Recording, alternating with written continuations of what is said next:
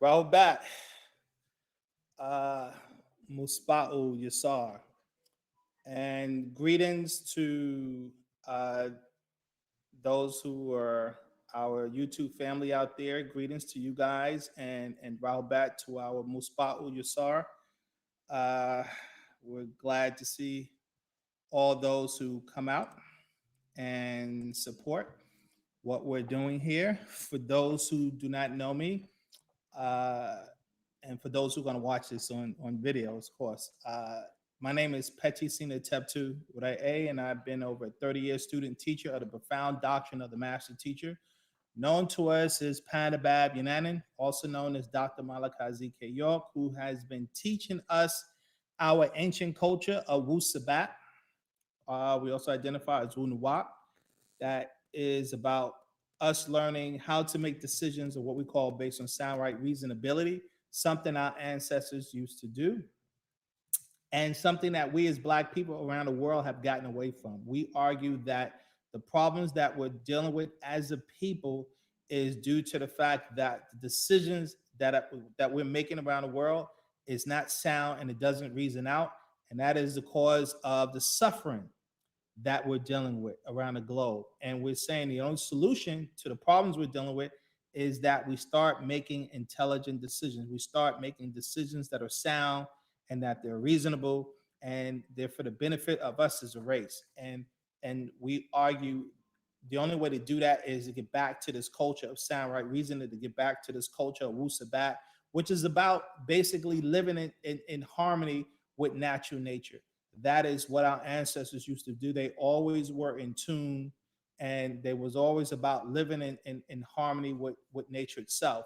Unfortunately, we're living in a culture around the globe that is not rooted in harmony with nature. Unfortunately, Western culture, they don't live by that, and we argue that it's a detriment, one, to us, is a detriment to the planet. It's really a detriment to everyone, that the world has adapted European or Western culture, and the world is paying a heavy price for it. And so we're saying that the only solution to the suffering and destruction and all the problems that's going on in the world is for us to get back to our ancient culture, Wu Sabat, which is about living in harmony and at peace with nature once again.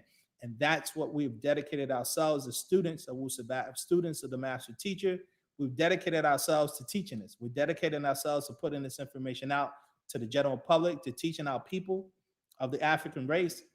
This is the only way to solve our problems, is to get back to this ancient culture. So me being a student of Wu-Sabat, my job is to assist individuals who want to learn this. My job is to assist individuals who want to re-educate themselves about how our ancestors did things and how reinstituting this culture is going to work for us in the positive. So this is what our main focus is all about. This is what our goal is all about. This is what our objective is all about.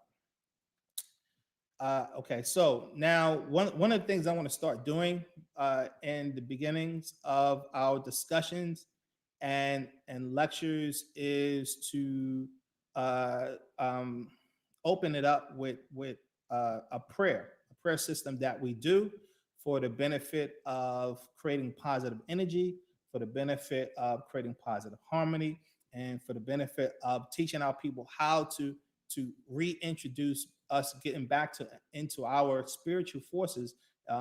What we talk about is the power of love. One of our principles that I try to go over every week. That we our culture is based on, I would say, 9 specific principles, and one of the main principles is the principle of Ashak, and that is in our language, and it means divine love and tapping back into divine love. So I want to go through a prayer sequence. I'm going to say it in our language because all of our prayers are designed to say them in our language, which we call Muspa'u. So I'll say it in our language and then I'll read it back in English so that individuals can follow us and be be on point with us. And so, okay, real quick, there was a question. Hey, question. I forgot the website.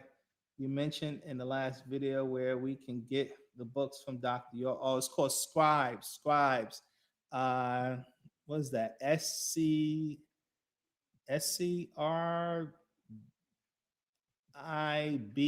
something like that. I'm sorry. I'll try to get the link for you guys so you can see it. But it's called Scribes on you can just Google it for those who don't know. So let me see. Well, first thing I want to do is share my screen so you guys can see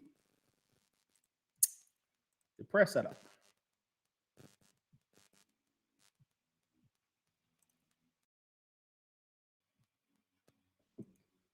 Let's see.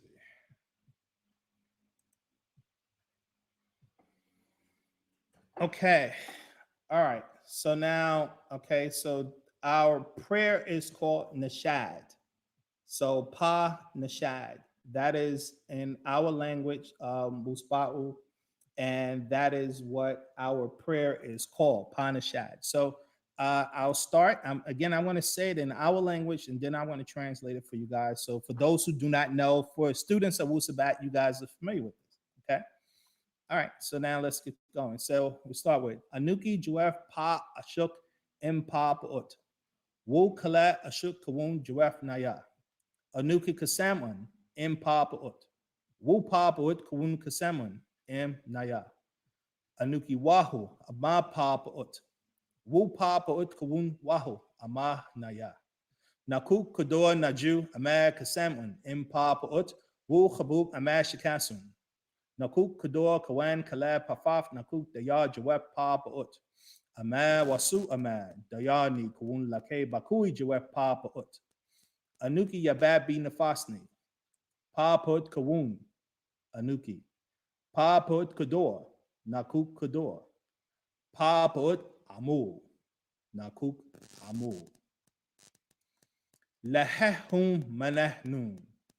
La Yahum Manahnun. Ahum ata karahum. Ahum ata karakum. Ahum ata karanun. Ahum ata jawafnaya. Ahum ata nayawu anukihum. Ye ashuk re'e. Asmua jayenun. Ye unataro akfuknun. Anun ata kharaukum. Ye unataro akfuknun. Akfuknun akfuknun. Ye unataro nun. Anun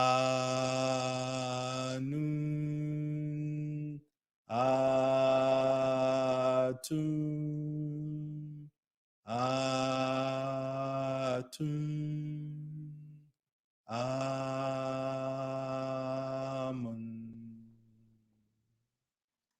Okay. So now what I'm gonna translate that for you guys. So I'll do it now in English for those who are not familiar with it. And this is the way it goes. So I am in the divine love of the all expanding, and all divine love is in me.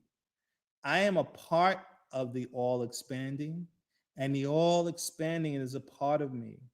I am one as the all expanding, and the all expanding is one as me. I can succeed as a part of the all expanding and fail as an individual or person. I can be all that I want to be in the all expanding as long as my want is to stay in the all expanding.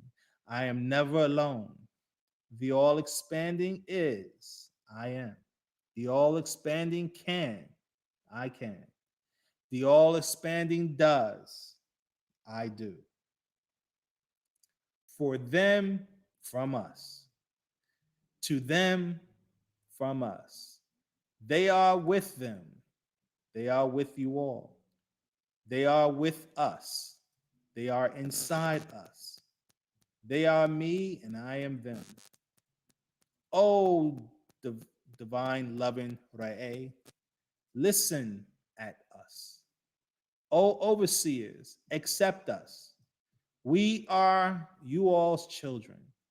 Oh, overseers, accept us, accept us, accept us. Oh, overseers, accept us. Okay. So that's our prayer or some of our prayers. And so I wanted to introduce you guys to that for those who are new to this. And the prayer system is extremely important. And prayer and meditation goes hand in hand. This is something we teach. Basically, prayer is what we teach is to make communication with your ancestors who live on a higher dimensions. Meditation is about listening, learning to listen to them respond back to you. This is an ability that we used to have. Unfortunately, we've lost this science, and we have to relearn this science. And so, saying the prayers in our language is very important because language is key. It's something we talk about all the time. Language is key. The tones in which you're speaking is extremely key, and we're going to go into that a lot in our discussions. We definitely going to explain the science of language, the science of tones. One of the principles we talk about is morphic resonance and the matrix. Morphic resonance and the matrix. So that's something we're definitely going to get into a lot. Now, this today's discussion that I definitely want to jump right into because this is a very important topic and a very important subject matter, and this is dealing with the master teacher's case. For those who do not know, the master teacher, unfortunately, has been in prison. And he's been in prison now for, it's been 19 years, unfortunately. 19 years to be exact. He's been in prison wrongfully for 19 years. Okay. And so we I think it's extremely important for those who are students of Wu-Sabat to be familiar with the master teacher's case, and it's very important for those who are new, who are just learning about us, to be familiar with his situation. Because if you're ever questioned or somebody comes to you and wants to give their opinion, my job is to try to help individuals have as much facts pertaining to his situation as you possibly can, so that you can address the situation in the best reasonable way possible with the facts. And so this is extremely important. Now, I will say this: it's very difficult to talk about a any kind of lawsuit, especially online, and you're we're very limited, excuse me. And this is one of the poisons I argue in this American culture, where they'll sit there and character assassinate individuals who've been charged with a particular crime, just to get people to make a decision about an individual that they don't have all the facts. You know, people made a decision about R. Kelly, but they don't have all the facts. They made a decision about Michael Jackson when he was charged with molestation, but they didn't have all the facts. People make decisions, you know, the Bill Cosby case. Again, they don't have all the facts. And the reason why I'm saying that, because one, uh, most of the individuals aren't doing the research of what lawyers have to do. They're not hearing both sides of all of the data of the case from the prosecutor versus the defendant, and they don't have the necessary resources to even do an investigation pertaining to a case. Because it's one thing hearing testimony, it's another thing being able to do an investigation to uh, confirm what is being said or not. And that's one of the biggest part of any type of case. People are constantly making decisions based on hearing one side, and it prejudice individuals. And so I'm not an advocate of doing this. Now, one of the reasons why I'm I feel I'm compelled to do this is because of all the negative publicity out there that is designed to sway the people in a negative way towards the master teacher in regards to his case. Now, he was, in essence, charged by the state government of Georgia as well as the federal government. And he was charged with two separate crimes. And we're going to get into that because therein lies a lot of confusion pertaining to the charges of the master teacher. In particular, by the state, he was charged with child molestation charges, and by the federal government, he was charged with sex trafficking charges. So in essence, he was charged by the state and federal government, two separate charges. And so we're going to try to address those things. But I repeat, I'm going to do my best, but it's very difficult to try to prosecute any case uh, dealing with limited resources. So you guys have to bear with me on that point because I'm trying. What I want to do is just kind of give you guys a synopsis pertaining to his situation the best I can. Uh, my goal, like I said before, my goal is to do more of a comprehensive, detailed lecture, the way I do my other lectures, the where you have more visuals and things of that nature, and I think that will help. But being that I'm doing these NoopooH lives, I think it's important to address it. So now, one of the things in dealing with Dr. York's case, if you look at my screen here, what you'll see is Dr. York's case, I like to say, is kind of based on 4 words. And if you understand these four words, it deals with his particular case. And so the first word I have is you have victim. The second word you have is deception. The third word you have here is religion. And the last word I have is racism.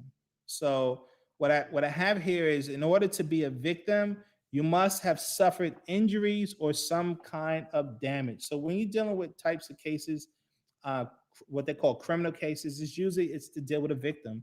And what makes a person a victim? What makes a person a victim is they've been injured, right? They suffered some type of injury, they suffer some type of damage, or they suffer some type of trauma. And this is what what we say make a victim.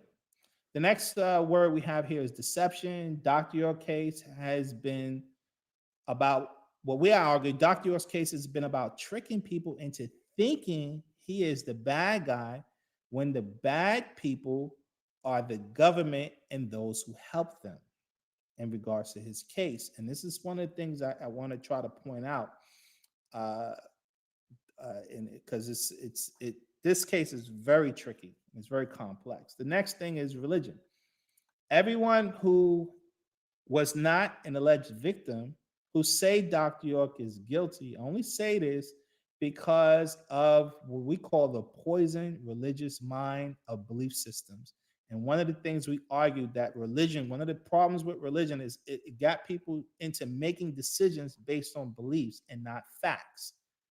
People make decisions based on beliefs and not facts. And this is what the religious mind has done to the globe. And you have billions of people who are religious. And this is what we've been fighting as students of Wu-Sabat, that religious mind, that we got to get back to making decisions like our ancestors based on actual facts and not based on our beliefs, right?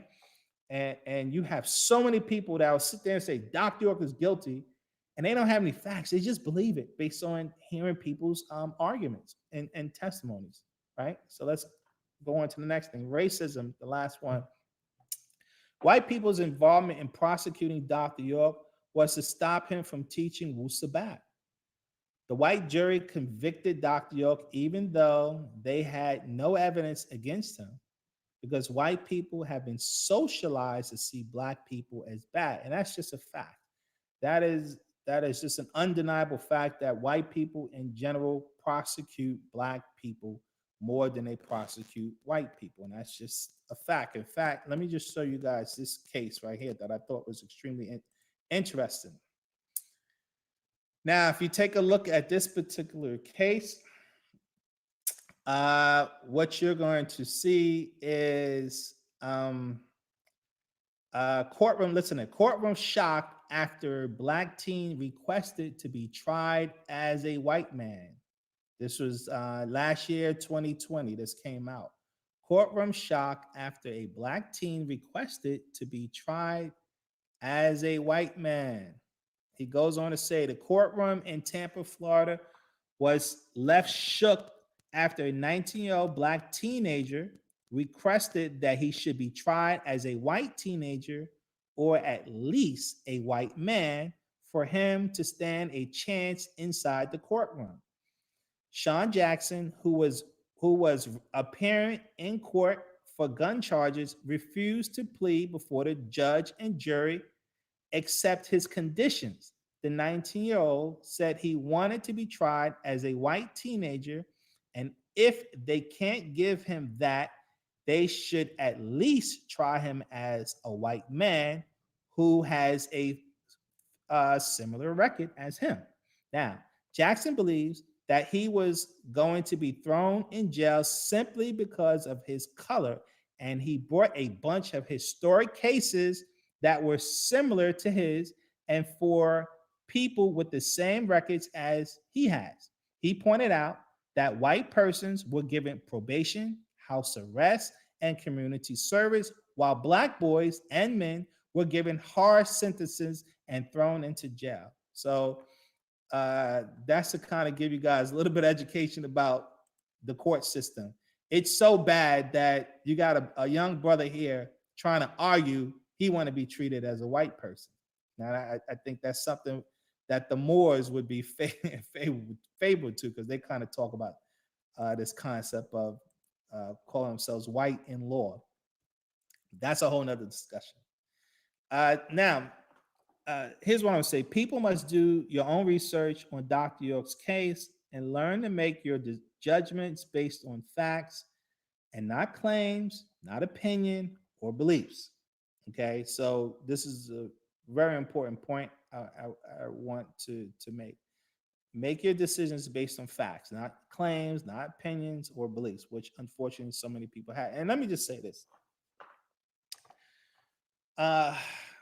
When you're dealing with victimization and dealing with sexual victimization, these are very disturbing aspects of the life that we're living here in this country and around the world. Many people are victims of sexual abuse. This is a humongous problem. I mean, a tremendous issue uh, of victimization, and so it's something not to be dealt with lightly. And unfortunately, it is dealt with lightly in a lot of cases because child molestation is a huge issue. Sexual abuse is a huge issue. Taking advantage of women sexually is a huge issue, and it should not be dealt with lightly. And but it is, unfortunately, it's not really dealt with the way it should be. Especially if you start studying it, then you begin to find out how many of these things are not dealt with, and especially sex trafficking. Right, sex trafficking is a huge problem, and the government really just do some research, and the government really doesn't even care too much about it, be honest with you. And you have a lot of victims around the globe who are suffering from this. So I'm not here to make light of any individual who suffered from any kind of abuse. What I'm here to deal with is when you're dealing with law, when you're dealing with accusations of of saying someone did this versus someone did that, there is a procedure in law. And that's what I'm here to do, to deal with procedure, not whether or not um, uh, someone is an actual victim or they're not an actual victim. What I'm saying is, in order to know whether or not they're a victim or not, is you have to follow procedure, right? And that's what I want to address when it comes to the master's teacher case, because when you look at the procedures pertaining to the master's teacher's case, then you pretty much see, okay, he's he obviously would be innocent because there's so many holes in a lot of the situations dealing with the master teacher case. So I definitely want to stress that. So I just want to say is not to take lightly of anyone's claims. That's not what this is about. What this is about is to make sure that um, uh, individuals who are dealing with situations like that, that justice prevails. And justice is about knowing the truth and making sure you can solve problems so that someone does not become a victim. So that's really the issue here. So now, as you look, if you look at my screen, I have a question. The first question I put here is first question that you should that should concern people with Dr. York's case were children being sexually abused by Dr. York, right? So that's because that's what the case is about for the most part, is a child molestation accusations, right? Or sexual abuse accusations. The answer: there was no physical evidence of Dr. York harming children within our community. And if these things did occur, there were no signs of trauma or abuse that the adults in the community was aware of, right? And so I like to refer this testimony to the ex-students, one of the ex-students of Dr. York, a guy by the name of Rick at the time. Now he's known as Wujawu. He's a part of the Armor Squad, for those who are familiar with it. The Armor Squad is on Sinetta a lot. And I think it's best to hear from him because he lived on the land. He was there. He knows all the alleged victims pertaining to this case. And he used to be a supporter of Dr. York, and now he's not. He's an antagonist of Dr. York, actually. He said he left our organization about 2007. 2009, he said he was pretty much done. And this was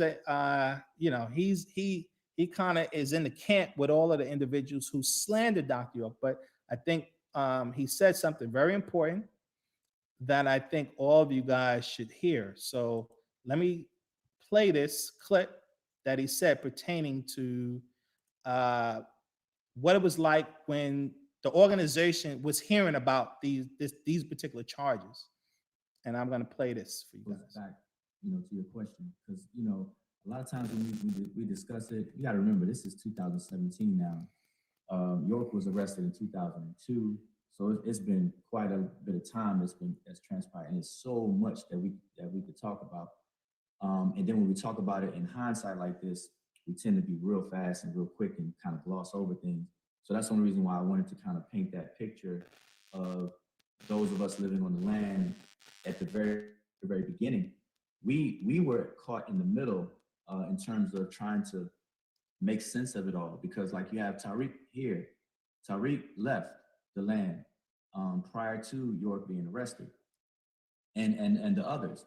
But then you had people that were still living there that was also listed in the case, because as Tariq said, their names were given, even though they didn't go to the law enforcement themselves, but their names were given and inserted into the case, and so on and so forth. So we're still living with these people. So we're looking at these people in their face, and they're telling a story and saying that that's lies. Like, York never did this to me. York never did this. I was never molested by York.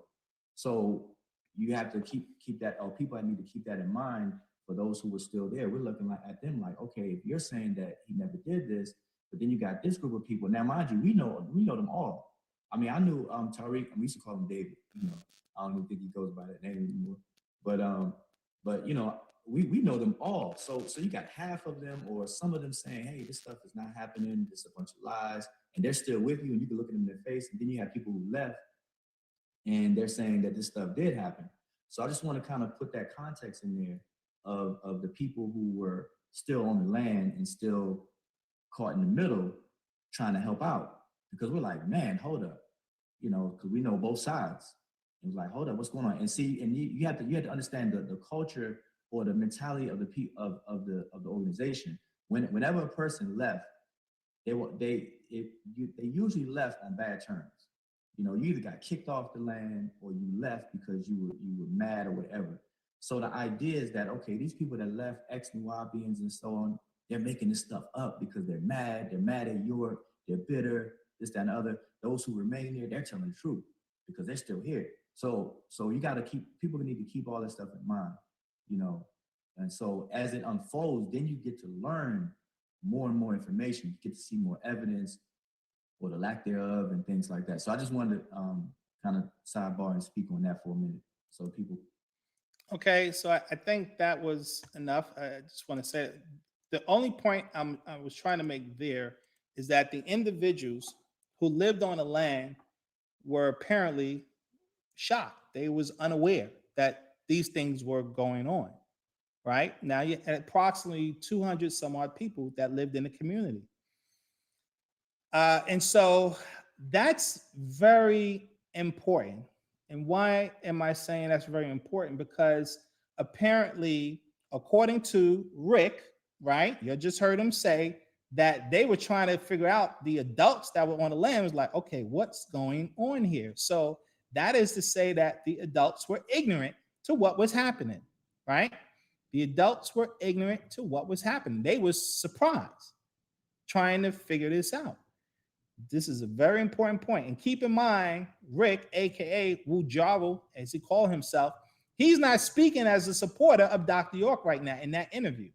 That interview took place in 2017. So he's not even talking as a supporter. He used to be a supporter, but now he's talking more and long, almost as an antagonist against Dr. York. Okay. But he made a very important point that when the incident took place, the lead charges from the United States government and all, the individuals who were on the land were completely taken by surprise for the most part. That's what he's trying to say. Now, why is that important? That becomes important when you start looking at what the claims of the individuals were. Okay, that then it becomes important to look at what how can I say, what Rick was trying to say there, because now let me go over here, and now we're going to go into the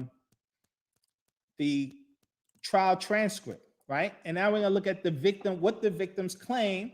And now this is what I want to show you guys here. This is from, hold on, if I can find it. Okay, now this is an actual copy of the transcript. Okay, if you look on the top here, it says sealed transcript, page 3,625. I mean, it's very it's a lot to read through this. It really is. But now this particular section of the transcript is called transcript for volume 14. This particular just deals with the closing arguments, okay, in the case. It deals with the closing arguments. And now you have Dr. York's attorney making his closing arguments pertaining to the case, because now all the testimony was heard. All the testimony was heard. And this is what Dr. York's attorney said. So if you go to page 33, page 34, and page 35, he's gonna sum up, and I kind of paraphrase it because it's a lot to read. But this is what Dr. York's attorney said. He says, victims claim that Dr. York was having sex at least 4 times a day for over 8 years. They claim that Dr. York was having sex like 121 days, or 121 times per month for a period of 8 years. And then he says that's over 11,500 times in a period of 8 years. Now, this is the amount of claims that these individuals said that this was going on. Now, supposedly it was 7 individuals who were in the actual case. They say it was allegedly 23 alleged victims at all total, which is what they say today. But here's the thing, guys, and you got to think. Now, put your thinking cap on. According to Rick, the adults had no idea sexual abuse was going on in the community, right? But if you listen to the claims of the actual victims in the court, they're saying that they were having sex with Dr. York multiple times, 4 times a day, every day for 8 years, from 1993 to 2001. And according to, if we go into the pretrial transcripts, according to the FBI said Dr. York was having sex up until the time they arrested him with the victims, right? They said he was engaging in this behavior until the time they arrested him, which is why they wanted to deny him bail. Now, this is important. Think, how in the world this guy is going to be having sex with minors 4 times a day for an 8-year period, over 11,500 sexual encounters. And the people, the adults on the land were totally clueless. Obviously, the alleged victims showed no sign of trauma. They showed no signs of abuse. They showed no signs of some kind of, some kind of victimization. How's that possible? Because obviously, the individuals on the inside were shocked by the claims, and members like myself who didn't live on the land, we were shocked on the outside because no one heard about this. That's one of the things the lawyer said. One of Dr. Locke's lawyers was saying in the beginning, there was no public outcry like you heard with R. Kelly. People were saying for years, R. Kelly this, R. Kelly that, R. Kelly this, before the so-called government steps in. There was no public outcry. How could you have that many incidents over that period of time and there be no actual tangible evidence? No tangible evidence of this incident. Again, this is according to Dr. York's own lawyer. Now, I'm going to play a clip from Dr. York's own lawyer who's going to give you particulars pertaining to this case, right? I'm going to do that later on in this discussion so you can hear from his own lawyer, right? But now, you heard Rick said the adults really didn't have a clue, according to him. But according to the victims, they were perpetually being sexually assaulted by Dr. York. And if you read some of the claims that the victims were saying, it was very traumatic. It was very traumatic, some of the things that they said that was being done to them sexually. So how could you have all this traumatic sexual involvement, right? And everyone is clueless. This is not like these guys. Unfortunately, I wish I can show you how the land was set up. Everybody was interacting with everyone almost every day. No one was isolated. No one was isolated. So it wasn't like the children were isolated from the adults. The only isolation took place is when they sleep. They had their own separate sleeping quarters. But during the day, everyone had access. You can't hide that many incidents. It's just, in fact, it's physically impossible to have that many sexual encounters. So you obviously know that's a lie. Over 11,000 times every day, 4 times. That doesn't make any sense. That makes no sense. So whether something happened or not, that obviously is that's a lie. Any reasonable thinking person can see that. Okay? Now, and then you go into this.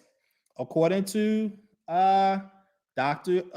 York's lawyer in the trial, if you read trial court transcripts, page 27, page 28, page 30, right? In those transcripts that I showed you, I paraphrase this. Dr. York's lawyer argued that none of the victims knew any details of Dr. York's body, no sexual injuries from rape allegations of children, meaning none of them went to the hospital and reported these things at the time. There was no allegations of that, or there are no claims against Dr. York from the beginning of the organization. So when the organization started in 1973 up into 1988, this is when the allegations started in 1988. And by the way, that just so happened, according to the lawyer, when the main witness against Dr. York, a young lady by the name of Habiba Washington. You guys can look her up online, and I do ask you guys to do your own due diligence in looking into a lot of these claims. It's one thing listening to the alleged victims, and there's another thing listening to some of the arguments of the defense. Right now, he goes on to say there's absolutely no videos of Dr. York, and they said there was. There's no DVD of Dr. York molesting children. Nothing. This is the lawyer. The government presented you nothing related to that, the lawyer said. There's absolutely no pictures of Dr. York molesting children. There are absolutely no nude pictures of Dr. York with or without anyone. There are absolutely no nude pictures found of any of the alleged victims, he says. Out of over 500 DVDs and videos, only 18 were pornographic, right?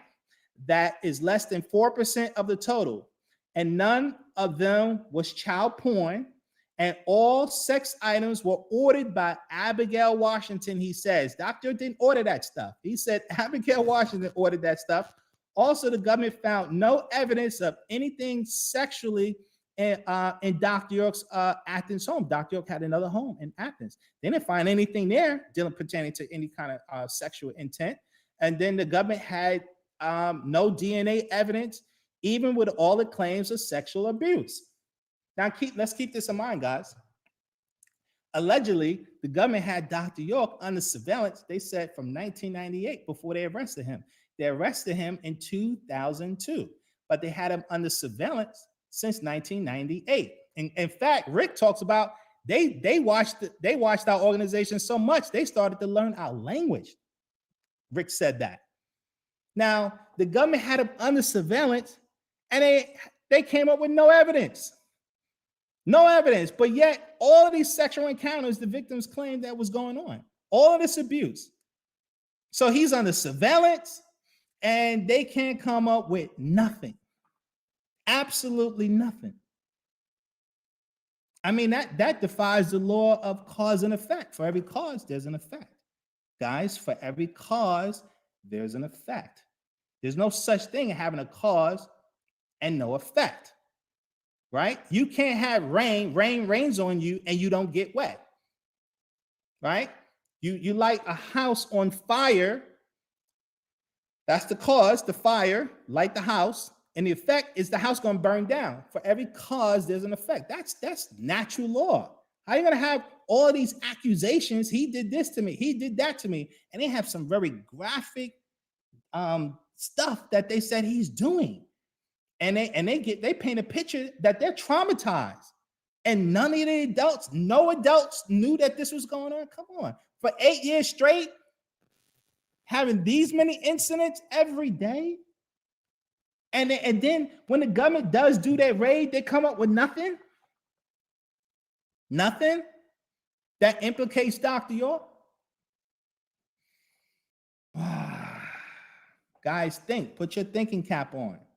And that's not to say that someone wasn't victimized. What I'm saying, they have no evidence of something like this, right? They just have their claims, and their claims are not even realistic. They're not even realistic when you look at all the circumstances, right? And now, so this is what came out in the case. Those were the closing arguments of Dr. York's lawyer. Those are the closing arguments of his lawyer. So all these people, they're on the internet talking about Dr. York did this to me, Dr. York did that to me, but they always give one side of the story. They don't give the whole story. And this is why I recommend you guys to watch my lecture. I always talk about how to tell fact from fiction, right? The noon mind versus the logical mind. The logical mind deals with parts. The noon mind deals with the whole picture. You have to look at the whole picture, get all the details, all the facts. Okay? Because it is impossible to have these types of claims, these types of incidents and traumas. Even listen, you had the children that was on the land was getting medical checkups. We had a doctor that was a part of our organization. He testified nothing. There was no signs of anything. This was one of the doctors from our organization who were doing checkups, and no one, again, none of the accusations, all of the accusations came after they left the community, right? It wasn't while they were there. This was talked about after they left. And that's according to Rick, one of the biggest antagonists of Dr. York right now. Okay, so let's move on to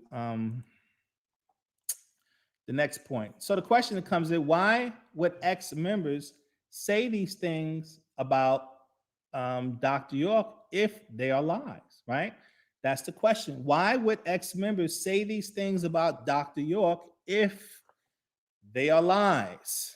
Great question. Answer. Dr. York has a lot of haters because of what he teaches, how he chooses to live. And ex-members' misinterpretation of what Dr. York teach. They believe that he lied to them.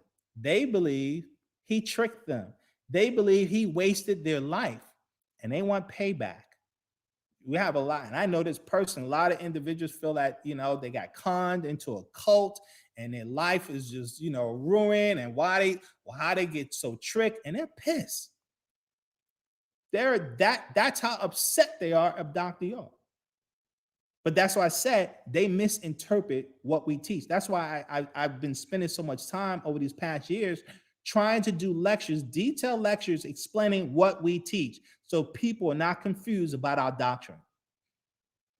Because if you leave it up to these ex-members, you think we're an insane organization.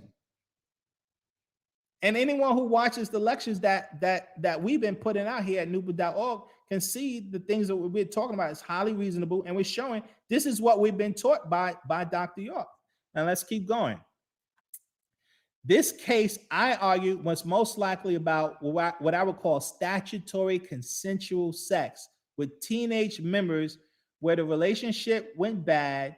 And sadly, like a lot of relationship breakups, people take things very seriously, which creates a vendetta. And so this was a chart that our organization had put out, right, to address some of the allegations. They put out this chart, okay? And so this was a chart that we put out, and so it goes into a lot of the things, right? It says Dr. York daily schedule, and you guys can get this chart because it breaks down all of the facts pertaining to the case. But here's the thing. This is the main thing. It says, why did the government try to influence you, the jury, that legal acts were illegal? Meaning they were trying to make an argument that individuals who were of sexual age, right, according to the law, they try to make it seem that they weren't. And see, this is where it gets tricky. This is really the crux, I think, of the situation. What we call sexual relationships with teenage young ladies in our organization with Dr. York. And that's a very tricky thing, because we live in a society. Let me just say this. We live in a society that they have what they call statutory sex laws, basically, or laws of age of consent laws. And it varies from state to state. So for instance, if you're in New York, the age of consent for an individual to have sex to give consent is like 18 years old, right? But when you come to Georgia, in particular, when our organization moved to Georgia, we moved to Georgia in 1993. The age of consent laws in Georgia for an individual to have sex was 14 years old, believe it, right? So it was a 4-year differential between New York and Georgia. And then I think 2 years later, right, Georgia changed their law from 14 to now it's 16 years old. So you have some states that say the age of consent is 16. Other states will say the age of consent is 17. Other states will say the age of consent is 18. You have all this conflicting age of consent. And we live in a society that it's frowned upon, where you have what they call an adult male is engaging in these types of relationships with teenage females. Now, that has been socialized in American culture, but that's a recent phenomenon, because do some research, and what you're going to find out, you go back 50 years into the past, that was a normal thing, right? My grandfather in particular had my grandmother by like 13 to 15 years. The Honorable Elijah Muhammad was talking about the gap should be anywhere between 7 to 15 years between the female and the male, right? And so the government started to create these age of consent laws, and you got to keep this in mind. There's no way you can tell an individual when they can or cannot engage in what we call sexual activity, because no one gets permission to do that. That is just a reality that individuals engage in. And listen, I have children, right? Every father, I have a daughter, I have two sons, and every father, have this conception of when he wants his daughter to engage in these things. And I can assure you, if you ask 100 people, you're going to get all types of answers because there's no consensus. As Africans, right, and us living our culture, we had a way in how we engage in relationships. We had a way in how we engage with relationships. The way we lived in the community and the cultural concepts and things that we were instituting, everything was in harmony with the structure of the community. There was nothing that anyone was doing was out of the normal based on the cultural confines that we set up. And so, yes, the in this society they frown on it, but the question is, why do they frown on it? A lot of this comes back to these age of consent laws started, and if you research, they started in the early 1900s because of sexual abuse. White men in particular were sexually abusing young girls. This is where all the sexual abuse stuff started, with the Caucasian sexually abusing our black women during slavery, and they sexually abused their own white women. And during what they call the suffrage movement, white women started to protest and get rights because they were selling young girls who were 10 years old into prostitution. And this was a big incident that was in the early 1900s. And the first laws were passed in New York. And that's why New York has 18 as the age of consent, because of really sexual traffic, things that were happening in New York. Okay. And so this is where the case gets extremely, I would say, complex, because it goes back to, if there were trauma, if there was actual abuse on the land, how does it, no one knew that this was going on? It only makes you stand to reason any kind of relationships that were happening more than likely were consensual. They were more than likely consensual because there were no signs of anyone showing any kind of trauma. It doesn't become an issue until they leave the organization. And then and then that which was could have been consensual turns into, okay, no, this is, not consensual. And so I'm saying, guys, if you do your research on subject matters like this, you'll find, unfortunately, a lot of individuals who are caught and unfortunately, women who one minute say things are cool and another minute say things are not cool. But my point here is, with the claims that the individuals are saying, the trauma that the individuals are claiming, no one knew this. There was no evidence of any of these things.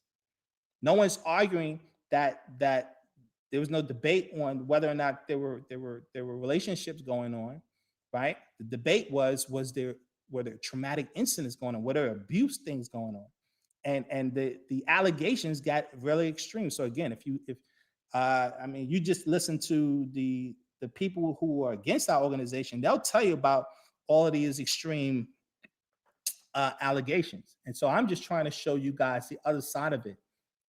No evidence with all of these so-called allegations of abuse. Now, as we go on, here's the other thing. Because we're looking at why would these individuals, say these things? Okay. There are many reasons. One of the issues is, and this is according to Dr. York's lawyer, his trial lawyer. He says Dr. York's son was a big part of this case, right? His trial lawyer believes that the government used Dr. York's son, whose name is Jacob York, as a paid informant who recruited disgruntled members against his own father. So you have Dr. York's own son, according to the lawyer, say that his son orchestrated all of this discontent. His son orchestrated all of this discontent. And the lawyer believes that the government was financing him, because he was buying houses, he was paying for trips with these individuals. When you start looking at it, like, where is he getting his money to finance the different things that he was doing with all of these so-called ex-members, right? So if we go back to the transcript, I want you to see what the lawyer has to say in regards to Dr. York's son involvement, Jacob York. Now, this is the transcript. I'm going to read from the transcript on this. It says, the lawyer speaking, now you may be wondering why people or how could all of these allegations come up with so many people. Well, I would surmise from our investigation of the case is that there are a few conspirators that are connected in the case. You have Jacob York, right? His sister, Jacob York's sister, her name is Leah, testified that Jacob York had his house. It was in his house. He had Barbara Noel, which was the victim's mother's, right? The one of the alleged victims is David Noel, his sister Amanda Noel, and Atia Thompson, Nicole Ada Lopez. This is another sister. So it's three siblings and another one. Atia Thompson wasn't a sibling. And it says, and that basically Jacob York has a vendetta against his father. He hates him, and he's the only one of Malachi York's children that hates him. Now, this is according to Dr. York's daughter saying this about her brother. Okay. Now, I personally know Jacob. And when I met him back in 1990, he definitely had an issue with his dad. There was no doubt about it. He made that very clear. Anyone who knew him, he made that very clear. He had an issue with his father. So I can speak for my own personal interactions with him. He had an issue with his dad. But let's keep going. Now, he goes on to say, also, Abigail Washington, in her testimony, I asked her, was there a class action suit where Jacob York was recruiting people to file against Malachi York? And she said yes. Also, he's had sexual relationships or close relationships with several of these alleged victims or witnesses. Atia Thompson, Nicole Ada Lopez, Sakina Parham, Arlena Hampton, and Kamada Muhammad, and Abigail Washington. Also, it's very important to know that Jacob York and Barbara Noel had a home together. So these are some of the alleged victims' mom. Her name is Barbara Noel, and he said she had some issues. And goes on to say, and they're very intricately involved in creating the allegations against Malachi York. Now, Abigail Washington, she was basically stripped of her financial power after several misdeeds with the money and children, and so forth and on. She indicates to you that she was negotiating a book deal and that it even got to the point of talking about money. Also, her immunity agreement. So she had an immunity from the government to testify against Dr. York, by the way. And it says also her immunity agreement, which you'll have as evidence, states that she's given her statement for favorable concessions. There's only one interpretation of favorable concessions to me. It must be for money, right? Also, she was ousted by the community, right? So she was kicked out of the community. Then he says, you got Nicole Ada Lopez. Her mother is Barbara Noel, owns a house of Jacob York. She had a sexual relationship with Jacob York. She molested several underage boys. One name is Kush Martinez, which is Quram Muhammad's brother, and Isan, all unknown to Malachi York. She hosted parties with underage children, including Amanda Noel and Crystal Harden. The party that I'm talking about was the party that was in the sewing room when her mother was in the other room, and they were drinking alcohol and having sex, all while Malachi York was not present. He was in Athens at the time. Nicole Lopez was ousted from the community. Then you have Amanda Noel. She was strongly influenced by her sister, Nicole Ada Lopez, pressured by her mother, Barbara Noel. as David Noel was. And she's close friends with Crystal Harden and with Adair Herbert and Safar LaRoche and Munira Franklin. And also, she stole from the main house and money from the finance department. She lied about the number of sexual partners to the medical doctor, claimed she had no other sexual partners, and then goes on Sakina Parham. She had a sexual affair with Jacob York. She filed a lawsuit against Malachi York. She was physically abused and was arrested for child abuse of Harry Parham, Malachi's child, and just last week influenced and recruited Arlene Hamilton to testify at the same minute. Now, Nicole Harden, she admitted that she stole money from the community property. She was stripped of power. She's a friend with Abigail Washington. She physically abused her daughter, Crystal Harden. She stated her daughter Harden was a freaking liar. She was ousted from the community, and it goes on, right? About basically Jacob York corralled these individuals who obviously had an issue doing things in the community that they shouldn't have been doing, and they were being chastised, and some of them were kicked out because of it. And this creates a lot of disgruntled people, you know, a lot of disgruntled people, and that's something that Rick was saying it in the in his little testimony I played for you guys about most people who left the organization, the community, left disgruntled because they probably did something negative and detrimental to the community. And unfortunately, these individuals got together and wanted payback, and wanted payback and came up with a lot of elaborate claims.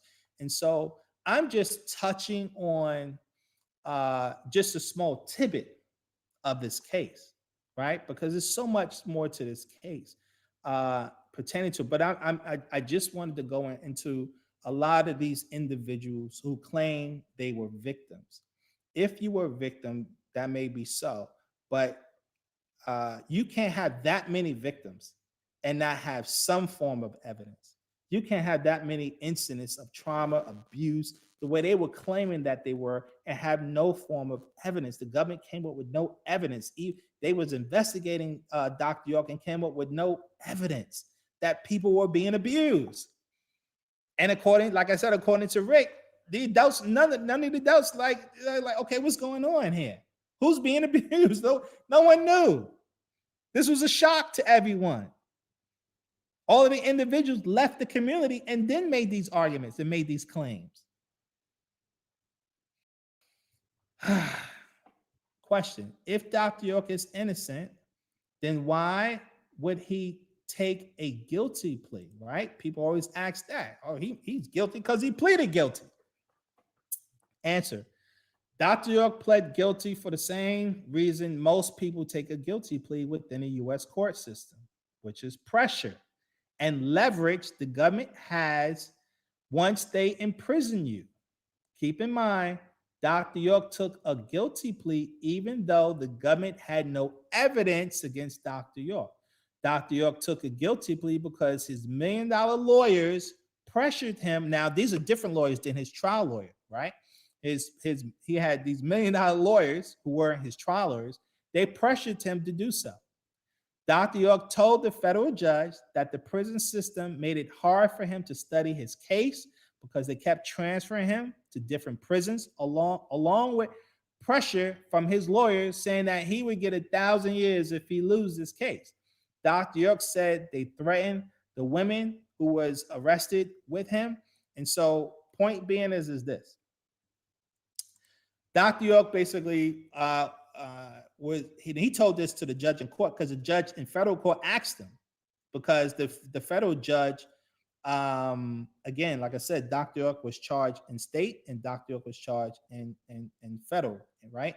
And so he took a plea deal, or was going to be concurrent with state. He negotiated this with the prosecutors, right? That was going to be connecting with the concurrent with the state, and was going to be concurrent with the federal. Now, the state judge accepted it, and that's what everyone sees on online on YouTube. Dr. York taking a guilty plea, right? That was in state court, okay? But federal court, totally different. The judge in federal court denied the plea agreement because the judge said that the lawyers made a mistake in the amount of time. And this is an issue that Dr. York's trial lawyer argues, that these $1 million lawyers were horrible because they should have known better when they did the plea agreement. They made a huge mistake in how they did that plea agreement. But here's my point. They had no evidence. Now, you'll hear people on the internet, like one of the biggest antagonists of Dr. York, what's his name? Chuck Morgan puts out on his negative website, Dr. York took the plea deal because of he had sexually transmitted diseases that he gave to the alleged victims, right? This is what he put out there, but he doesn't tell people if that was important to the case, which it obviously wasn't because it wasn't in the case. They allege that Dr. York tested positive for what they call herpes, and they allege that some of the victims tested positive for herpes. They call herpes simplex 2, which is a sexually transmitted disease. But here's the problem with that. You know how many people have that disease? They say it's close to 500 million people all over the earth has that so-called disease. This is why the government didn't even use it as evidence, because there wasn't no real evidence. Because then they would have to try to say that the individuals who had the disease were virgins when they engaged in Dr. York. And it's a known fact that all of them were sexually active. They weren't virgins. They were extremely sexually active. When you start investigating these individuals. So obviously, you know, you can catch that from anyone. It's an extremely prevalent disease. And here's another fact they don't tell you. Whether or not you can test positive one day for something like that and test negative another time. Those are not reliable. Do some homework and you'll find that to be an actual fact. So stop listening to the disagreeables who want to throw that in there as some sidebar, as that's some kind of evidence. If it was really evidence, the government would have used it, and they didn't use it. Okay? So that goes back to, why did Dr. York take a guilty plea? He says it in court. He tells the federal judge he was under extreme pressure. In fact, you have this case right here, you know, and it's sad because this is a normal thing. If people know this guy, Bobby Schumer, sentenced to 7 years, right, in prison. Okay, Bobby Schumer sentenced to 7 years in prison. 2014. Now, here's what Bobby Schumer says. He says, "I was forced to take this sentence. I did not want to take this sentence." Schumer told the court, "I was forced by my attorney to take this plea." This is what he says. He was forced. And listen, guys, just do some research about people who are taking pleas to extreme crimes. Rape, the Central Park Five. Anyone knows about that? They took guilty pleas, and they were innocent. Include even the guy who allegedly murdered Dr. Martin Luther King Jr. Research that. He claimed he didn't do it, but he took a guilty plea for murdering Dr. King. Listen, guys, people don't, you know, we don't really understand. When you're in their system, the amount of pressure that is put on you is extreme. And Dr. York, like I said, they paid these lawyers who did that deal, they paid them $1.5 million. $1.5 million. You know, and they got fired. They got fired for their incompetency. They got fired by the trial attorney for their incompetency. But this is the kind of money that the organization paid for these inappropriate lawyers. Not to mention, here's the other issue. Let's move on. Like I said before, Dr. York was charged with violating Georgia state molestation laws and federal sex trafficking laws. Now, here's the kicker. The federal charges against Dr. York were fabricated. I'll repeat that again. The federal charges against Dr. York were fabricated. I'll repeat it one more time, guys. The federal charges against Dr. York were fabricated. According to FBI testimony, no victim of Dr. York ever claimed that Dr. York was a sex trafficker. But yet the government charged Dr. York with this crime anyway and got him convicted on something that no one claimed he did, nor did they have evidence that he did that. They didn't even try to argue sex trafficking in court, in federal court. That's what he was charged with. Dr. York's case was solely a state case. It was not a federal case. Dr. York took the plea deal in in state court. The judge in state court accepted the plea deal. Again, that's what everyone sees on YouTube. That's in state court. Now, in federal court, they charged Dr. York with crimes that none of the victims said he did. No one said he was trafficking children for sex. No one made that claim. And the government had no evidence of it. But yet they charged him with it. The FBI literally just made up a charge and they put it on him that he was a sex trafficker. No one talks about that. In fact, Dr. York got his plea agreement in a state case was 15 years. He was supposed to have been out 4 years ago.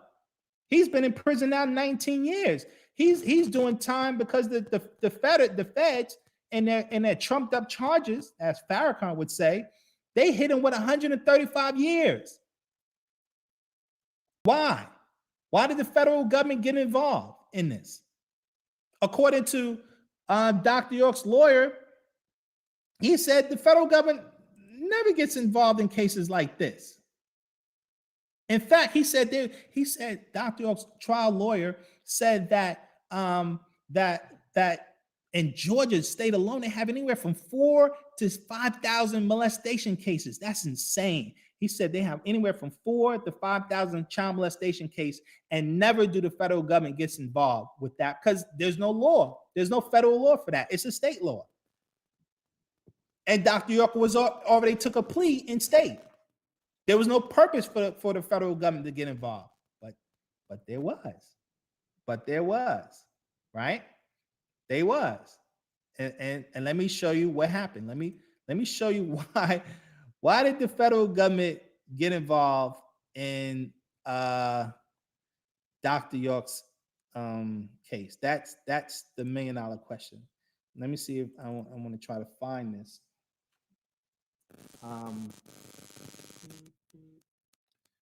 Let's see if I can find this. I will. Because I want to show you something that's crucial to Dr. York's case.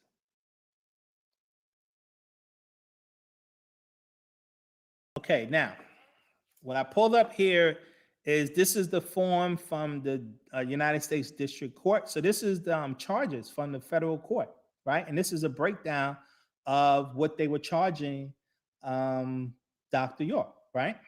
Okay.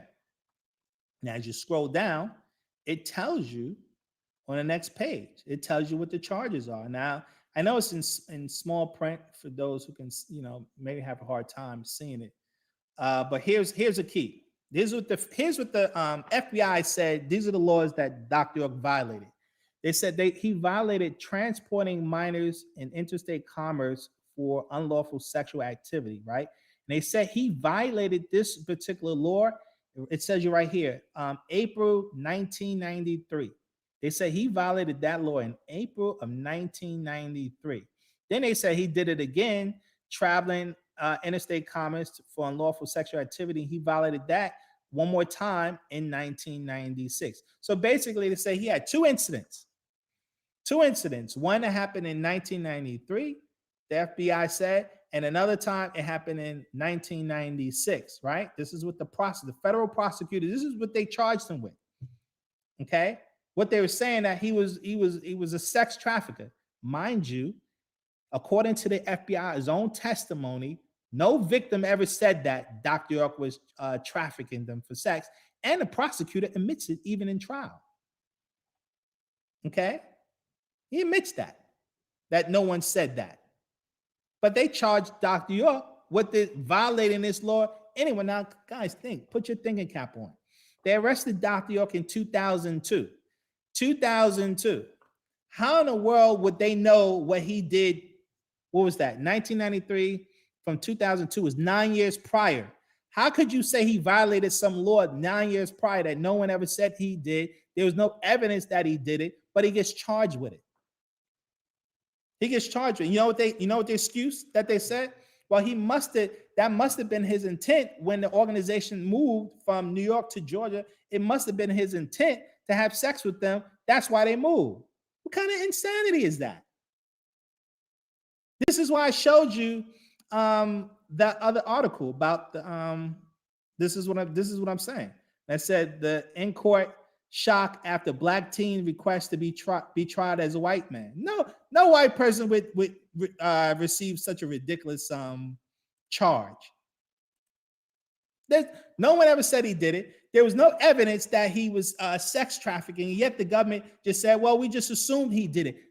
They literally prosecuted him on federal charges with an assumption. And mind you, Dr. York's lawyers, his $1 million lawyers, had him plead guilty to this. They had him plead guilty to this insanity. Just for the federal judge to say, I'm not accepting that plea.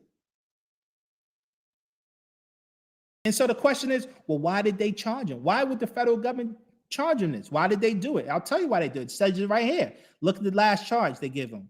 If you look on this page, it says the last charge is unlawful transport of minors, and it says forfeiture. What does that mean? Forfeiture. That was about taking the community from us.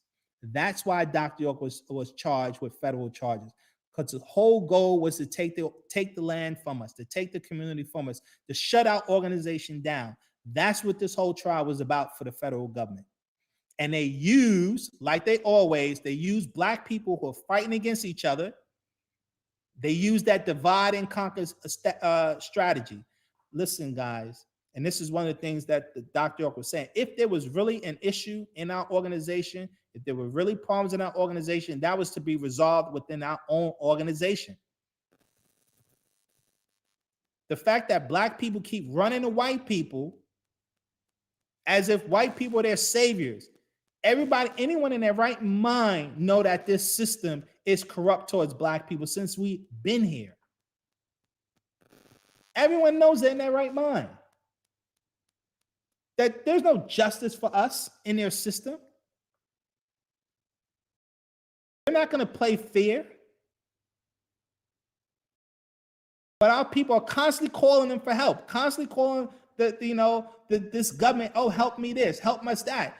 This is what our whole organization was about. Our whole organization was about getting away from calling white people for everything, build our own society, do for ourselves, solve our own problems. If there were conflicts in our organization, we solve it. Not keep running to white people just so that they can use and divide and destroy what we try to create and build. I repeat, the federal government, they had no actual crimes that Dr. York committed. They just made it up. And then ask yourself this ultimate question. If they just made it up, right? How did they get him convicted?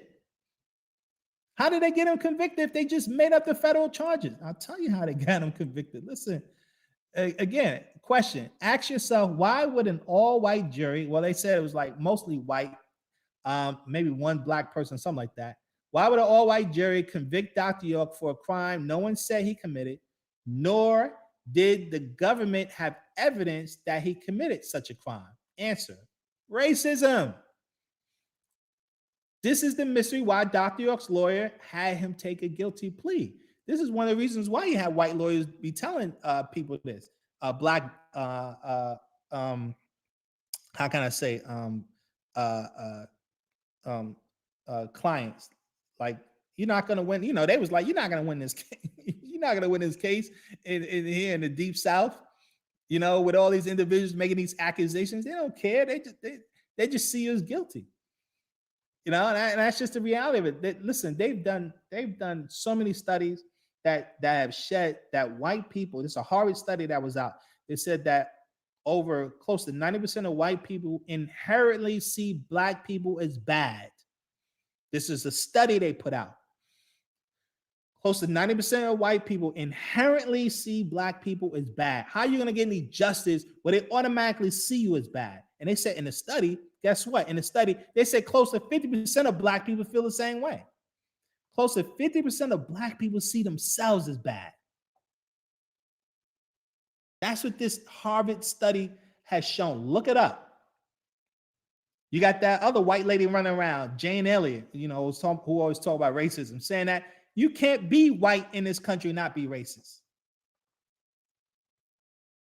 It's not possible. So they didn't care what the evidence was. They wasn't even paying attention to that. They wasn't even paying attention to that. They didn't care what the evidence was. He's just guilty. He's, white man says he's guilty, and the government said it, fine, whatever. This is what we're dealing with. Now, I want you guys to listen to Dr. York's lawyer, right? Because I'm gonna let you listen to him, and he's gonna go into this. He's gonna go into. So I want to play this clip, okay? And I want you to hear Dr. York, lawyer, explain the case from his point of view. He's gonna give you his point of view of what he thinks about what happened in Dr. York's case. And I think this is extremely important to listen from. This is Dr. York's trial lawyer, okay? And he's being interviewed by other members in our organization about what his thoughts are on the case. So I want you guys to listen to this. Let's see. Find the start button.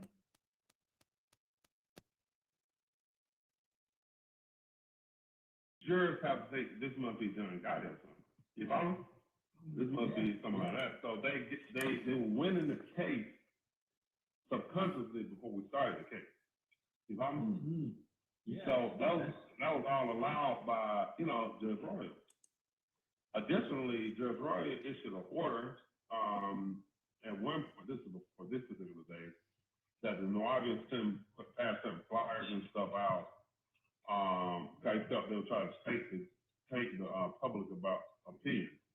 Well, that I also felt was improper because people can fly out when they want to. It's a free country, right? Per se.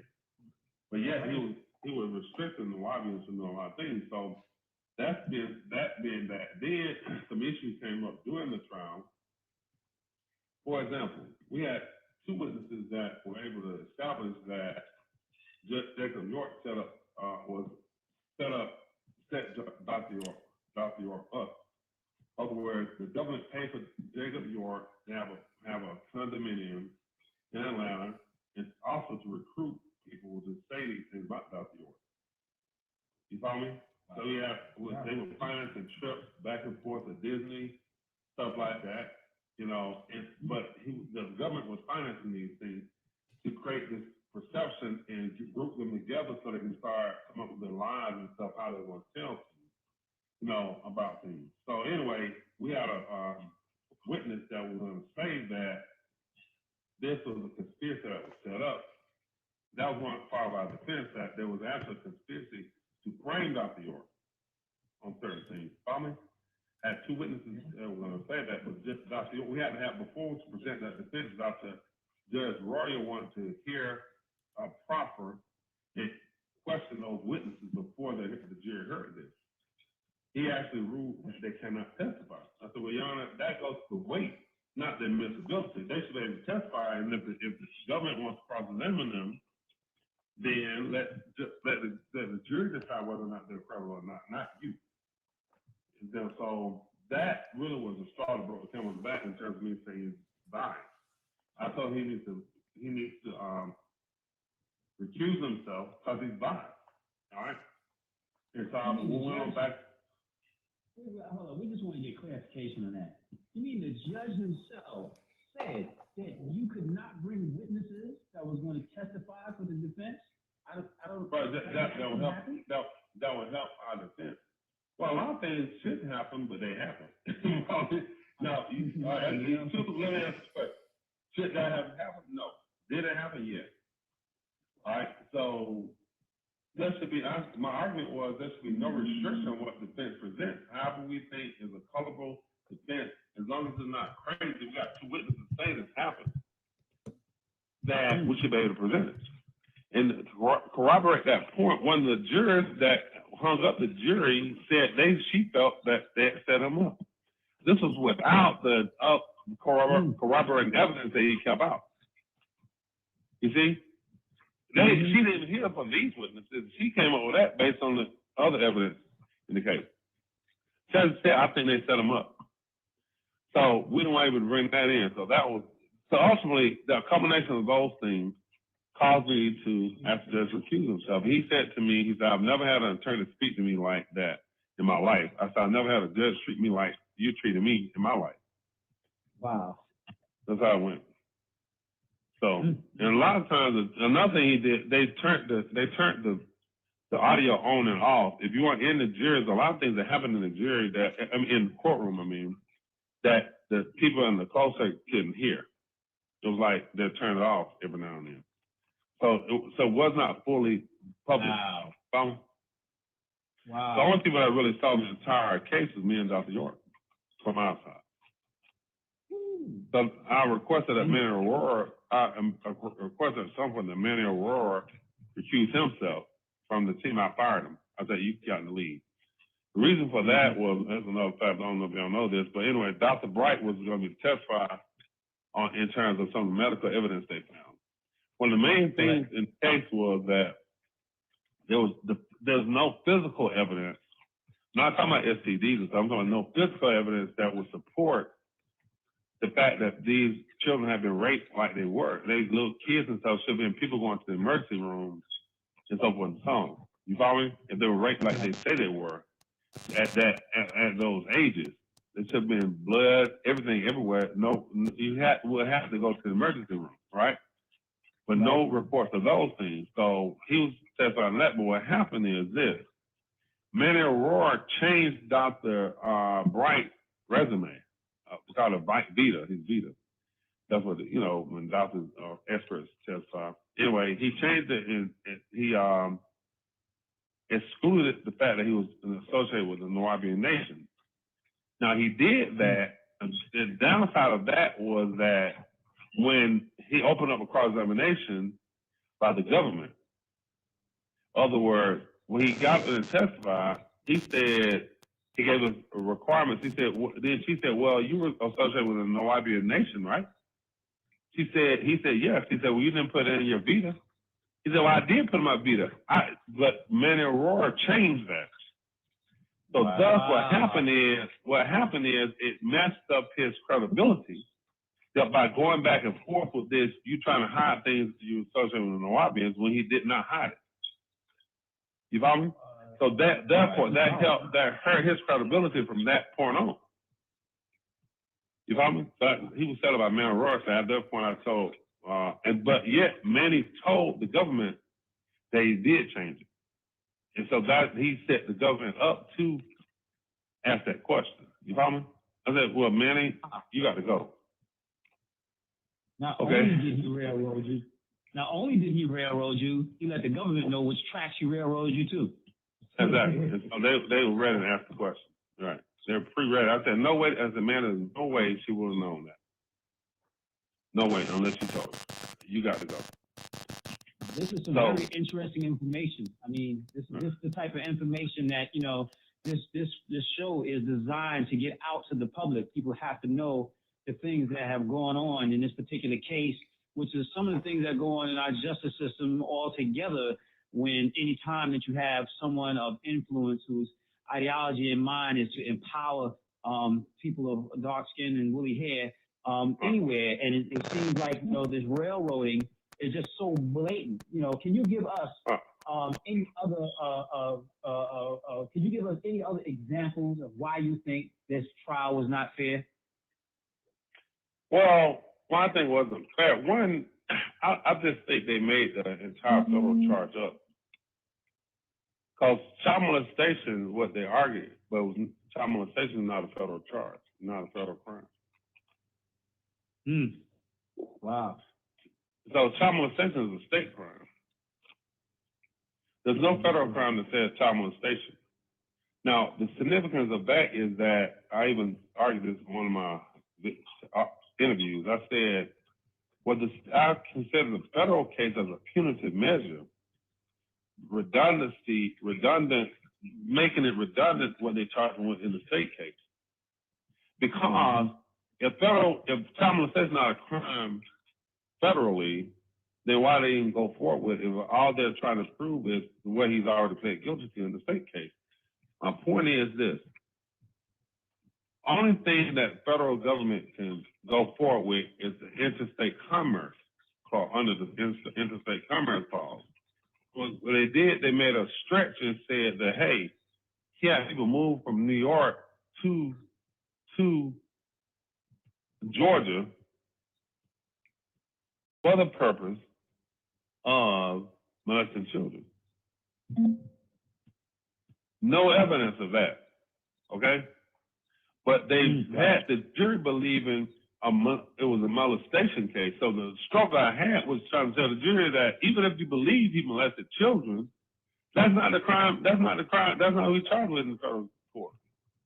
So don't convict him of child molestation and say he committed a federal crime because he didn't. Or the judge will say, listen, they're going to try to convict him on child molestation, but it's not a federal crime. So, you know? So they pulled the gypsy switch by charging him with one thing, but arguing a separate case. Right, that was it. Right, that they did get the jury all riled up about child molestation, but not about interstate commerce. You know, if the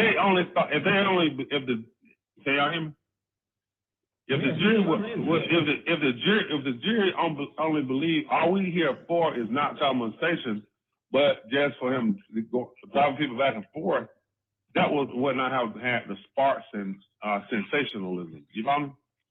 Right. So, you know, they pretty much do that to most of our people when they really want to bring them down. They go after their penis. Exactly. So that then, you know, that was another major thing. But let's say I guess the most unfair part was, I argued this numerous times in the federal court too, which is a major issue. I keep arguing this back and forth. I still think the argument is valid, how it has been overlooked. The judge issued an order that said that the reason we were down in Brunswick is because the judge had determined that the jury pool in Macon was tainted because of years and years of negative pretrial publicity about Dr. York and the Nubian Nation, right? Right. But yet they got the superseding indictment, which is indictment he was tried on based on pulling the grand jurors from that same pool that he had already established was tainted. So he got the new indictment of the RICO charges and so forth from people from a jury pool that's already tainted and claiming against the Nubian Nation. I say, all you got to do, pull a new jury pool from another place that does not know Dr. York, the negative publicity, or other Nubian Nation. Then see what they say. You know, but yet you already got people slandering against him. They get the grand jury to vote on the new indictment, the more serious indictment, the one he got charged with or tried on, based on from this slandered grand jury. You follow me? So I argued that with the federal court. That's why we got to the federal court level to our argument. The court, they came up with some type argument that, hey, technically can't be biased as a grand jury. That's not the purpose. Just to establish probable cause, blah, blah, blah, blah. What I disagree with, you know. But what happened, I got fired before I could argue this to the Supreme Court. There was another issue, internal issue going on within the community that I think caused Dr. York not to be out right now. I got you. Now, everything you said is very interesting and specific. So now, the case of, again, this is Dental Ray, and I really do appreciate you being on this call with us. But the specifically, in reference to the transcripts being still, like they still are sealed. Like, what's the purpose for the transcripts being sealed when we didn't have no minors in the case, but then now, till this day in 2015, the public still cannot see the transcripts? Well, couple of one. Well, you know, I guess you understand why they were initially killed, or the statement was because they referenced minors and so forth. At this point in 2015, which is what, how many years later? That's 10. What? 13. How many years? 13 years later, it would be less of as. Seems like it'll be the argument gets weaker and weaker each year as each year goes by. Have you all? You would have to hire lawyers to file certain motions to go up and argue it. I don't know what's been done on that part. I think you can get it if the attorneys argue certain motions on that. I think you can get it. And I think the exception was attorneys can request the transcripts to be unsealed. Actually, I did that one time. I got the transcript unsealed. They actually paid for it. We have the transcripts before. I don't have it anymore, but they had the transcripts. Okay. The art sister actually paid for the transcripts. It was a lot of money. I forgot how much it was. A lot of money, but anyway, we paid for the transcripts and got those transcripts one time. Well, some people can give away, but why is it still like that now? That was kind of raw at that time, but now over the years, it should seem like it would have less effect now. I guess the reasoning would be weakened as the years go by. Got it. So, wow. So, all that's being said, man. We definitely. This is the brother Sakar, and we definitely heard a lot about what took place in the trial, and you know, we basically you know, we've got wind of different things. We saw things on YouTube, and you know, we enough information has came out to show that this was not a fair case. In a place, Georgia, where, you know, there's already like this good, like Brunswick, Georgia, you know, which has started out in Putnam County, where it's got this good old boy system going on. But my question to you is, do you think, you know what I'm saying, do you think you won that trial? Yes, no doubt. The standard is reasonable doubt, right? It's definitely doubt. The thing is this.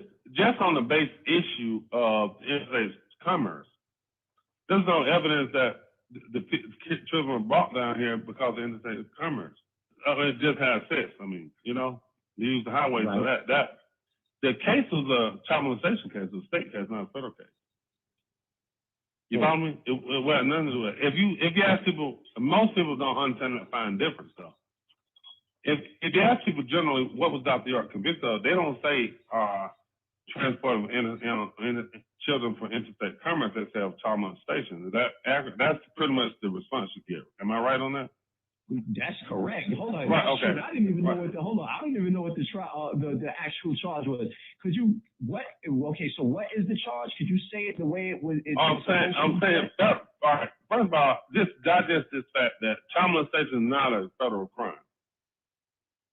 Got it. Okay, but we talk.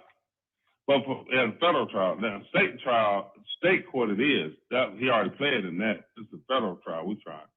So I'm saying it's not a federal crime. Just based on that fact alone, that there was no evidence that in interstate commerce, what they're trying to say is that he had people bring children from New York to Georgia using highways down here to have sex with them. That's the crime on the federal level. But there's no evidence of that, though. You may say, okay, he had sex in Georgia, he had sex in New York. But did he put people on the road for that purpose? No, ain't no evidence of that. You follow me? Right. Let's assume that all the child molestation is true, for example. No federal trial. The reason they did it, though, is to take the land. See, the thing is, like I said, the federal charge was punitive measure, meaning that they had easier way to get the land at that point. The forfeiture laws are easier for the state government to use at that point. So they created a federal type charges so they can take the money and the land. So that's all they were after anyway. Then they did on the RICO, which even make it even easier, you know, to do it. Now understand, let me explain RICO to you. Now, RICO is that you have to prove in RICO that's racketeering. You have to prove what they got racketeering activity. You have to prove that you have to prove more than one crime. All right. So let's presume Mhm. child molestation is one crime, transfer of minors is one crime. You got to prove a whole different crime in RICO to prove RICO, right? Mhm. It has to prove a relationship between the two. So they went with the structuring charge that he was intentionally not depositing over $10,000 as the other crime to show activity, meaning transporting children and structuring money. But yet the argument I made was that there was no relation between the two. It's not that if you could show that the children were here being brought here to prostitute them and make money off them, then they deposit that money into the bank. That's racketeering activity, and there's a relation between the two. But now what you're saying is he just structured money that made from donations, and he also brings children out here to have children. That's two separate, unrelated crimes if everything they said is true. You follow me? So then, thus, I argued that the RICO itself, the RICO charge itself should be defeated because of that. No relation. RICO is a very, very complex thing. It took me, I had to order certain books and stuff just to study RICO, the whole thing. This is the first RICO trial in the Middle District of Georgia, in the history of the Middle District. Wow, the first, huh? The first in the history of a Middle District of Georgia, yeah. First federal. And so, and to go to jury trial, now people have been charged with they didn't go to trial. Thus, that says that there were some challenges with interpretations by the jury of it. My point is saying that this is a very complex type case for a jury to understand. I got it. It's very complex. Sometimes I've been in law school with practice law, everything. That RICO stuff is very complex. But the confusion was intentional. Okay, the confusion was necessary. Confusion can be used as a tool to get certain results. Get people all upset about the fact that he's messing with children, and I throw anything at them, they're gonna find him guilty. If they don't really understand the facts, it's too hard to understand the real law. But because he's just a bad guy, let's find him guilty. That's the easy thing to do. You know, as opposed to really studying the case. And it goes back to the point that the indictment was taken from a jury pool that was slanted. That's why it got to that point anyway to go to Brunswick. Okay, so I think that was enough. You heard Dr. York's own trial lawyer pretty much say what I was saying. He in essence he was saying that the Dr. York was charged by state and he was charged by the federal government. It was the state that charged Dr. York with the child molestation, and that's what Dr. York pled, right? He pled that guilty plea, and that's what you guys saw on the internet. But he was also charged by the federal government. The federal government just made up their law. They just made up the charge. There was no victims or anything like that said Dr. York was sex trafficking. They just made that up, and they got away with it by covering it, by arguing child molestation in federal court that had nothing to do with the actual charges, but they got away with it. They got away with it. And he's sitting in prison right now, innocent of those federal charges, literally. I mean, he did his plea agreement with the state. So he was supposed to have been out, like I said, 4 years ago. 4 years ago. But he's still sitting in there over, as Farrakhan said, trumped up charges. Trumped up charges. This is what we're dealing with. You know, the whole case was trumped up. There was no evidence of any child molestation. It was just, you know, again, like I said, elaborate claims, right, requires elaborate evidence. You can't have these extraordinary claims with no evidence. That doesn't make any sense. Again, that defies reality. And so, even if there were issues, what I'm saying is that there was no evidence of any of that, and all of this stuff came after the fact. when the so-called victims left the community and make these claims, and they run right. They run right to the government, and they didn't go to the organization or anything like that, which makes it all suspect. First of all, and so again, obviously, when you look at all of the details, you see so many holes, so many lies, and it's just horrible. It's horrible. But the fact of the matter is, Dr. York's sitting right now in federal prison, and it was never supposed to be a federal case. That's the fact. That's an actual fact. That he's sitting in prison, and there was never even supposed to be a federal case, and he literally just got convicted on pure racism of white people just saying whatever, convict them. You know, because like I said, they just see black people as guilty anyway. And so, you know, that the federal court just did it was a magic trick almost, you know, and people don't understand the case. They don't understand the particulars of the case, which is what Dr. York's trial lawyer was trying to say. So that's a huge problem, you know, and it's pretty sad. But this is what we're fighting. We're fighting for the master teacher's freedom. We're fighting for, you know, his freedom. He's innocent. That's just the bottom line. He's innocent. And like Dr. York's trial lawyer said, you're innocent until they prove you guilty. And proof, keep this in mind, proof is tangible. In their court system, they say evidence is proof. Evidence is no freaking proof. Like I said before, no one accepts evidence as proof, but their court system is ridiculous. Not, you can't go apply for a job, claim that you have the skills of a brain surgeon, and present no evidence that you have those skills. No one would take your testimony. And that's why I said this case is based on religion, one of those key words, because that's where it comes from, testimony. That comes from the Old Testament, New Testament, you know, just belief systems. And they build their court system around this silliness, and is really to disenfranchise people in society who don't have power. This is the elite use the court system for the sole purpose to disenfranchise the people in society who don't have power. That's how these court systems were set up. And obviously black people have no power, which is why we're constantly getting convicted of all kinds of ridiculous crimes that white people get off from. This is just a fact. These are the facts. It's a sad reality, but these are the facts. You know, and I just pray that, you know, people understand the situation with this case. Now, in looking at my boy, they aren't going to let him out. Well, I wouldn't say that. There's ways to get the master teacher out, but I think a lot of the problems with trying to get him out is that we didn't understand. I think a lot of people don't understand who's fighting for the master's freedom. They don't really understand the case.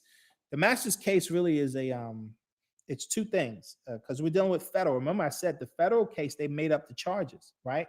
So right there, that's a violation of his civil rights. So it's really a civil rights case.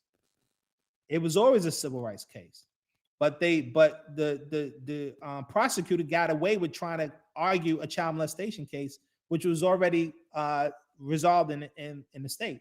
And the arguments were never properly made that the government just made up the trial, made up the case, the federal case, for the sole reason of taking the land. And that's what Dr. York's lawyer said. The whole goal was to take our community. That's why they created the federal charges, right? So it's really, his case was really a civil rights case, which we really needed a civil rights attorney.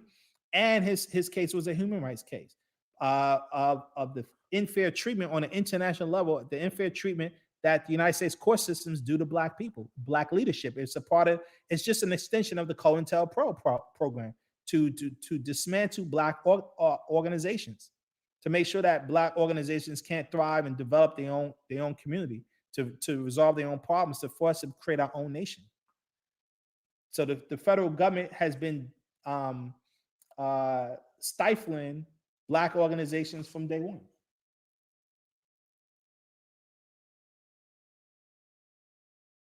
No, you're right. They as far as them shifting the goalposts, that's what they do. But it requires black power. You know, Black power. We actually have power as Black people, but we're not using our power. And our power is in our love and unity for one another, working together and conquering the negative mind. We can fight and we can conquer this. But remember, what Wu-Sabat is about sound reasoning. The way we were fighting this case, a lot of it wasn't sound reasoning. A lot of people who are dealing with the master teacher's case really didn't understand the particulars of the case. They really didn't understand what the federal government did, how the federal government just made up the case, made up the charges, and act like it was some, child molestation case, and it wasn't. I repeat, that was a state case that was resolved. Dr. dealt with that in the state, on a state level. There was no reason for the federal government to be there.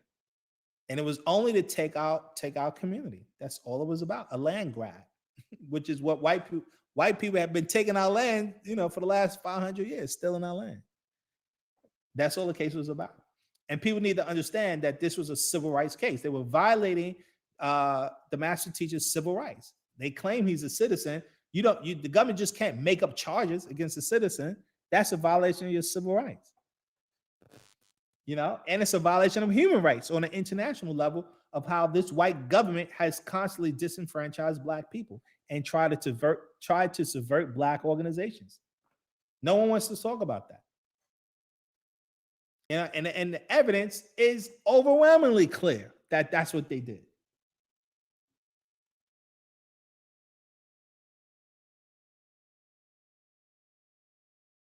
And we said we don't have any Egyptian curses the way our ancestors did that can help us curse these people. I'm with you on that. I mean, we do. We do have we have a prayer and power system that we do have. It's just that we have power. That's what I'm trying to say. There is Black power. That's a real thing, and it works in our unity. It's just that we don't have enough people on the same page. That's the goal. People have to understand what happened. People have to understand the particulars of this case. That's why I try to take my time out to try to explain what was going on based on the facts, based on the trial transcripts, right? Based on the lawyer, the Dr. York's own lawyer and testimony. Because everybody heard, if anyone was following this system there, everyone heard what the victims claim, all their claims, but no one heard what the counter arguments were to rebut their claims. And so people just need to be very clear about the particulars of the case. It takes love and unity, as the master teacher said, love and unity. In our unity, there's power, and we can make things happen. We have literally the power to make things happen. And this is what we're gonna talk about as we, these upcoming discussions about the power of Blackness. That it's a real, actual force. It's a power that we're not using, that we can use, and that we must learn to use. We said the priests of Amun were powerful and skilled. Can't we use those same methods and beat them? Yes, we can. Yeah.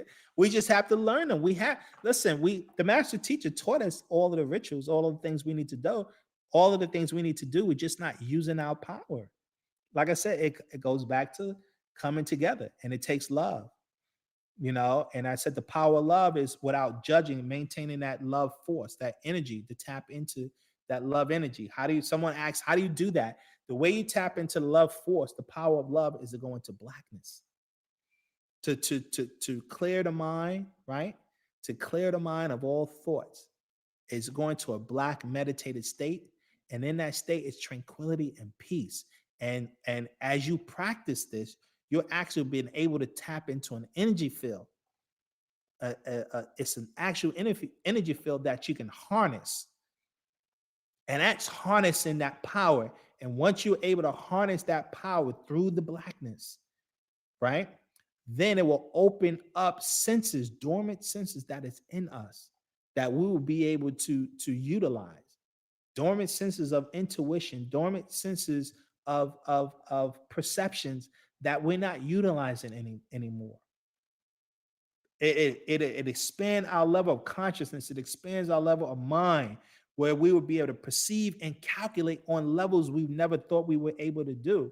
But you have to recalibrate your body. That's what the master teachers keep talking about. You have to turn yourself inside out. You have to recalibrate your morphic field to tap into these frequencies. And it's a love energy, and it's a power there. It's a power there. Yes, the four higher senses. We have those dormant four higher senses, but you have to recalibrate your DNA. You have to raise your vibration, because we're vibrating on the same frequency as the Caucasian. And that's why we can't outthink him, because he got us locked into his frequency, his morphic field. And you have to raise into your African morphic field. And that's why he has us speak in his dead language. His language locks us in. This is why the master teacher stressed language so much and so often. He kept trying to explain to us, you must learn your language to alter your morphic field. And so, like I said, we're gonna get it back into that. We're gonna go back into next week, focusing on the 9 principles of Wu-Sabat, because you guys got to understand that like one of the principles of Ma'at, right, and the wisdom of Tahuti. This is one of the key things you have to understand, because you have to conduct your life based on the principles of Ma'at. What is Ma'at? Ma'at stands for order, right? To get back into a realm of order, but you can't have order without balance, right? Things have to be balanced in order to have order, and you can't have balance without justice. In order for things to balance out, there has to be just decisions. It's about being fair, make fair, correct decisions. That's what justice is all about, and it creates balance. But you can't have justice without righteousness. You can't make just and wise decisions unless you're righteous.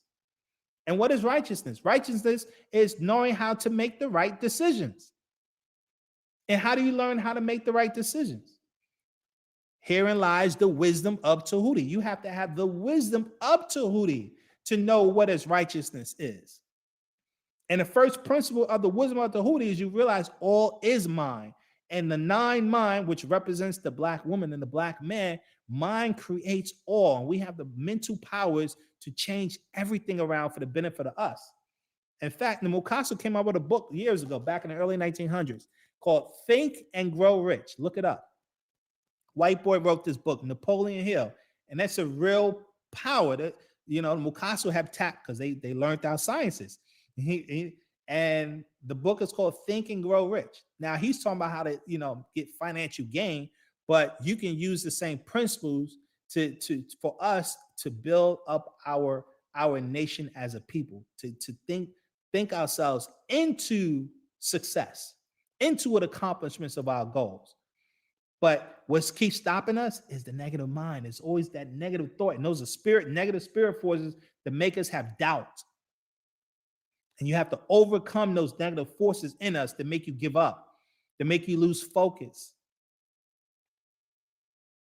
That's the goal. So, as far as the knowledge of the emerald tablets, no, I haven't studied that. You're the second person that asked me about the emerald tablets. I'm not familiar with it. I've heard about it. I have not looked into those teachings in particular. I don't know what about those teachings are particular, but I've looked into a little bit, listened to some of the stuff on YouTube, but really haven't studied it.